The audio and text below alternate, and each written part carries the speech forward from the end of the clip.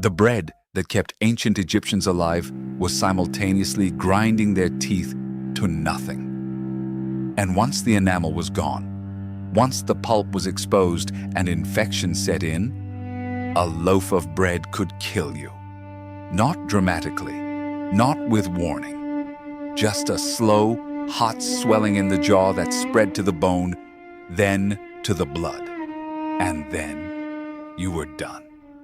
This was not a rare event. This was breakfast. We imagine ancient Egypt in gold. We see the mask of Tutankhamun, the colonnades of Karnak catching the morning light, the Nile stretching blue and generous through a landscape of mathematical perfection. And all of that existed. But beneath the gold, beneath the temple hymns and the colossal statuary, there was a biological reality that most of us have never considered. The same civilization that built monuments designed to last for eternity was populated by people whose daily existence was an unrelenting negotiation with parasites, bacteria, venom, and contaminated food. Threats so embedded in ordinary life that they were invisible, not mysterious, not exotic, just lethal. Here is what would have killed you. Not the wars, not the pharaoh's displeasure, not a dramatic cobra strike in some candlelit tomb. The ordinary things, the glass of water, the slice of bread, the walk to work, the things so mundane that no one carved them on a temple wall. Start with the water. The Nile was everything. Irrigation, transportation, drinking supply, bathtub, and open sewer, simultaneously and without separation. A woman walks to the riverbank at dawn. She is carrying an unglazed clay vessel, reddish-brown, made from Nile silt. The water she fills it with is not the crystalline blue of documentary B-roll. It is opaque, brown-green, heavy with suspended silt and organic matter. She can see detritus floating past. She fills the vessel anyway, because there is no alternative. There was no municipal filtration, no boiling protocol, no understanding of what the water carried. What it carried was bacterial pathogens that caused dysentery, typhoid-like fevers, and chronic diarrheal disease so common that the Ebers Papyrus, written around 1550 BCE, contains multiple remedies for bloody stool, not as rare conditions, as routine complaints. A modern person drinking that water without acquired immunity would develop severe gastroenteritis within days. For the Egyptians, it was slower. A lifetime of low-grade intestinal assault that weakened, drained, and shortened lives by increments too small to name. The river gave everything and took everything. That is not poetry. That is parasitology. Now, the bread. Every Egyptian ate it, from pharaoh to field laborer. It was the caloric foundation of civilization, dense, flat, baked on ceramic griddles or in cylindrical clay ovens. And it was full of sand, not occasionally, not through carelessness, structurally, unavoidably, universally. Grain was ground on saddle querns made of sandstone that shed mineral particles into every batch of flour. Wind deposited desert grit during open-air threshing and drying. Delwyn Samuel's archaeobotanical analysis of ancient bread remnants confirmed what the skulls had already told us. This bread functioned like low-grade sandpaper on human teeth. Examine an ancient Egyptian skull from any period, any social class, and the teeth tell the same story. Worn flat, worn past the enamel, worn down to the pulp cavity, visible as a dark dot at the center of what used to be a tooth. F. Filch Leake documented this in the Journal of Egyptian Archaeology in 1972, and Roger Forshaw confirmed it with additional material in 2009. The attrition was so extreme and so universal that dental abscesses are among the most common pathologies in the entire Egyptian skeletal record. Once bacteria reached the exposed pulp, infection was inevitable. Abscess, bone infection, septicemia. Several pharaohs show evidence of dental disease severe enough to have contributed to their deaths. If the god kings could not escape bread, you certainly could not. Picture a farmer walking to his fields in the early morning. He is barefoot, not because he is destitute, though sandals were expensive and reserved for formal occasions, but because this is how most Egyptians moved through their landscape. His path takes him along the margins of an irrigation canal. The water is warm, shallow, opaque brown. He steps in shin deep without thinking about it, because he has done this every morning of his life. What he cannot see are the freshwater snails of the genus Bulinus clinging to submerged vegetation. And what he certainly cannot see are the Kerkarii, the microscopic larval form of Schistosoma hematobium, emerging from those snails and penetrating his skin on contact. No drinking required, no wound necessary. Just standing in the water was enough. The parasites migrated to the venous plexus around his bladder. Female worms laid eggs that caused chronic inflammation, fibrosis, and blood in the urine. Mark Armand Ruffer first identified calcified schistosoma eggs in mummy tissue in 1910, from bodies dating to the 20th dynasty around 1100 BCE. Immunological studies in 1990 confirmed it with modern methodology. Rosalie David's Manchester Egyptian Mummy Project found the parasite in mummy after mummy. Here is the detail that stops you. Some Egyptologists have suggested that hematuria, blood in urine, was so universal among Egyptian males that it may have been considered a normal developmental event, a kind of male menstruation. The textual evidence is ambiguous, the interpretation contested. But the biological reality that would make such a belief plausible, that virtually every male who worked the canals carried the parasite, is not contested at all. You did not have to drink the Nile to be infected by it. You just had to touch it. But the bare feet carried other passengers too. Hookworm larvae, Ankylostoma duodenale, penetrate the skin between the toes from contaminated soil and migrate through the body to the intestines. Chronic infection causes iron deficiency anemia so severe it kills, particularly in people already nutritionally stressed. And any cut on an unshod foot in soil fertilized with animal manure for 3,000 years opened a direct pathway for Clostridium tetani, tetanus. From a walk to work. When the farmer returned home at evening, his small mud brick house offered its own catalogue of threats. The houses excavated at Deir el-Medina, the workers' village that served the royal tombs, were tight, low-ceilinged structures. Grain was stored inside or in adjacent bins. Grain attracted rats. Rats attracted predators. The Egyptian cobra, the horned viper, pale, desert-colored, nearly invisible against a woven grain basket in the dim light of a castor oil lamp. The Brooklyn Papyrus, a snakebite treatment manual dating to somewhere between 660 and 330 BCE, documents an extensive pharmacopoeia for venomous bites. You do not write a systematic medical reference for rare events. You write it for things that keep happening. The lamp is a simple ceramic saucer with a linen wick. The ceiling is under 2 meters. The sleeping mat is on the floor. And somewhere in the dark, near the grain that keeps your family alive, something is coiled and waiting. Your own house, at night, was a convergence point for every venomous animal that followed the rats that followed your food. If you want to pause here, I want to know, which of these surprises you most? The bread, the water, or the barefoot walk? Tell me in the comments which one you would have thought was safe. Now consider what happened when you were injured. A reed cut on the hand, a stone nick on the foot, a construction laceration on the forearm. In our world, you wash it, apply antibiotic ointment, Forget about it in 3 days.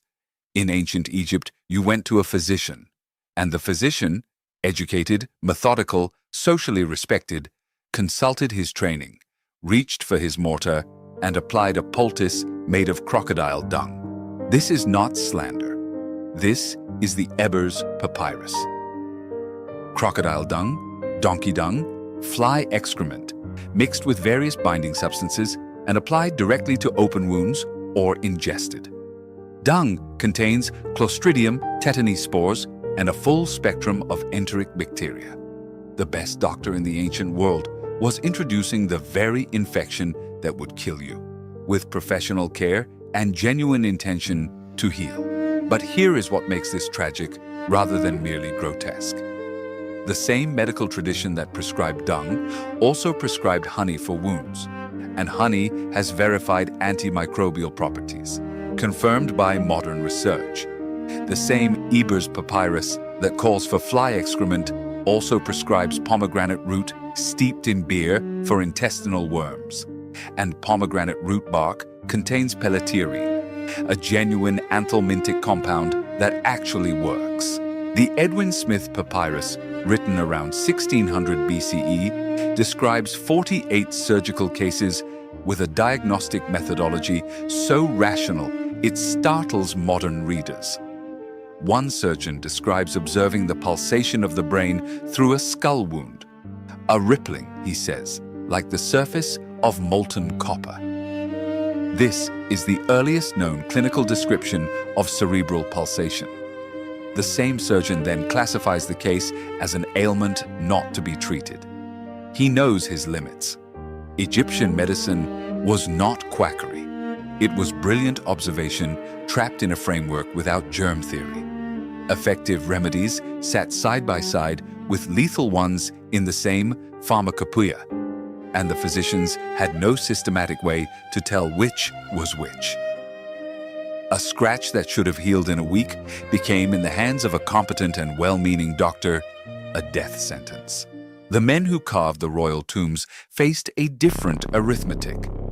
Deep inside the limestone corridors of the Valley of the Kings, workers carved by the light of oil lamps, linen wicks burning in animal fat that consumed oxygen and produced carbon monoxide and particulate soot. The black marks are still on the ceilings. The corridors were tight, barely room for 2 men abreast, and ventilation was whatever drifted in from the entrance dozens of meters away. Every chisel strike on limestone released fine stone dust into that closed, lamp-thickened air. The Deir el Medina ostraca, those small limestone flakes used for bureaucratic notes, record workers taking sick leave. A man named Pendua appears repeatedly, absent for illness over months. Some scholars interpret references to coughing sickness in these records as respiratory disease. Silicosis, the same disease that killed quarry workers in the 19th century, in the 20th, that still kills miners today. The men who carved eternity into stone were breathing that stone into their lungs every day they worked. Then there were the mosquitoes. Egypt's irrigation canals created standing water habitat that Anopheles mosquitoes bred in freely. Malaria was endemic, particularly in the Nile Delta. We know this not through inference alone. In 2010, Zahi Hawass and his team published DNA analysis of Tutankhamun's mummy in the Journal of the American Medical Association. They found Plasmodium falciparum. The boy king had malaria. Even the pharaoh's blood carried the parasite. The mosquito did not recognize divinity. For women, there was an additional mathematics. Maternal mortality in pre-modern societies runs at minimum 1 to 2% of all births under favorable conditions. Egyptian women bore an estimated 4 to 6 children. Each pregnancy was a gamble, and each gamble played against an environment where puerperal fever had no treatment, hemorrhage had no transfusion, and obstructed labor had no surgical resolution beyond what could be attempted with hands and prayer. Skeletal evidence from Deir el-Medina shows women dying in their 20s and 30s at higher rates than men of the same age. Surviving childhood was an achievement. Surviving childbirth was a wager taken again and again. And over everything, the flood. The Akhet season, roughly June through September, when the Nile rose and spread across the floodplain. This was the mechanism that made Egyptian agriculture possible, depositing the fertile black silt that gave Kemet its name. But the margin between prosperity and catastrophe was measured in cubits. The Nilometers at Elephantine recorded flood heights with obsessive precision because they had to. Too low meant famine. Too high meant villages swallowed, mud brick walls dissolved, people drowned. And in the weeks after the waters receded, in the stagnant pools left behind, warm and still, the mosquitoes bred in millions, and the real killing began. Here is what I want you to hold. Average life expectancy at birth was somewhere between 30 and 36 years. But this does not mean everyone died at 33.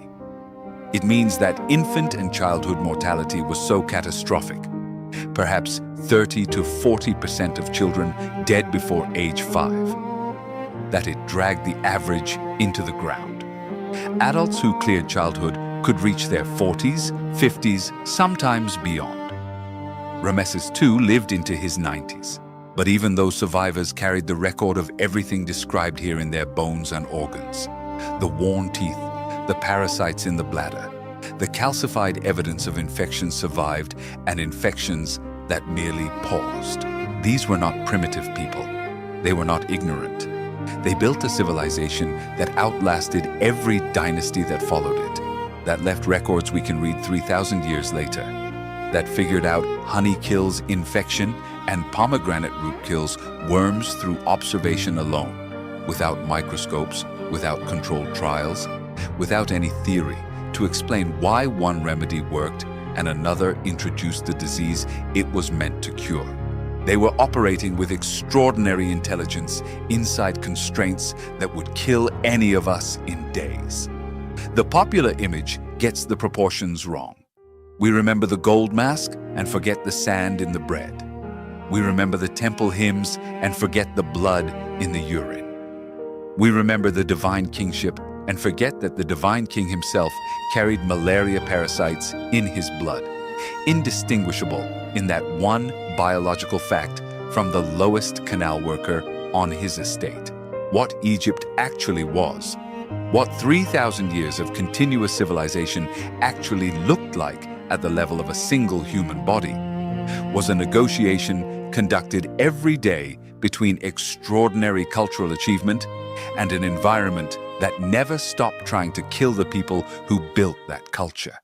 The Nile fed them and parasitized them. The bread sustained them and destroyed their teeth. The sun grew their crops and felled their laborers. The doctors healed them and infected them. And they knew, at some level, that this was the bargain. The Ebers Papyrus alone contains over 800 remedies. You do not develop 800 remedies for a population that is well. They wrote it all down. That is the thing. They documented their ailments with the same precision they brought to temple architecture. They recorded sick days on limestone flakes and stacked them in village middens where we found them 3,000 years later. They described the pulsation of an exposed brain with the calm specificity of people who had seen it more than once. They counted their dead and buried them with care and moved forward into the next day, the next harvest, the next generation, knowing, as we know now, that the margin was thin and the river was patient. If this changes how you see the next Egyptian artifact in a museum, if you look at a simple clay water vessel or a grinding stone and think about what it costs to use these things every day for 30 centuries, then subscribe. Because what we do here is look at what the record actually shows, not what the romantic version preserved. The Egyptians deserve that. They left us enough evidence to know the truth. The least we owe them is to read it. The pomegranate root worked. The honey worked.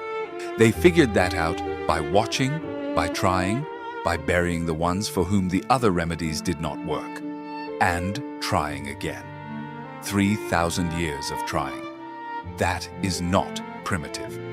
That is a species refusing to accept the terms it was given, one prescription at a time, in a narrow green valley between two deserts, beside a river that gave everything and took everything and never once explained the difference.